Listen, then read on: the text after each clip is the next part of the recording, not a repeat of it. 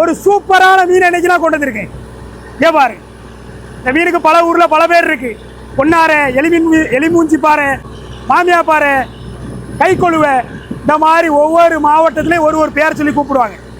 ரொம்ப மாசத்துக்கு பிறகா, ரொம்ப வருஷத்துக்கு பிறகா இந்த மீனை இன்னைக்கு மங்களூரில் பார்க்குறேன். இந்த மீன் கிடைச்சிட்டாலே உடனே எடுத்துட்டு ஒரே ஓட்டம் கொண்டு போய் குழம்பு வச்சு சாப்பிட்டா சும்மா அப்படி இருப்பான். குழம்பு வச்சாலும் சரி, இல்லை பொரிச்சாலும் சரி, வறுத்தாலும் சரி, என்ன பண்ணாலும் இந்த மீன் வந்து பயங்கர டேஸ்டாக இருக்கும். பார்க்கறதுக்கு தான் ஒரு மாதிரி கருகருன்னு இருக்கான்.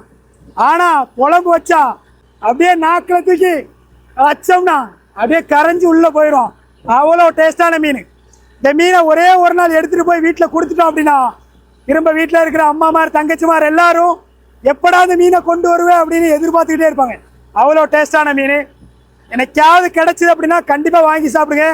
எங்கள் கைகளெல்லாம் தாண்டி உங்கள் கைக்கு வருது அப்படின்னா கண்டிப்பாக இந்த மீனை வாங்கி ட்ரை பண்ணுங்க. வாழ்க்கையில் ஒரு தடவையாவது இவனை சாப்பிடணும், கண்டிப்பாக சாப்பிடணும். வாங்கி சாப்பிடுங்க, என்ஜாய் பண்ணுங்க.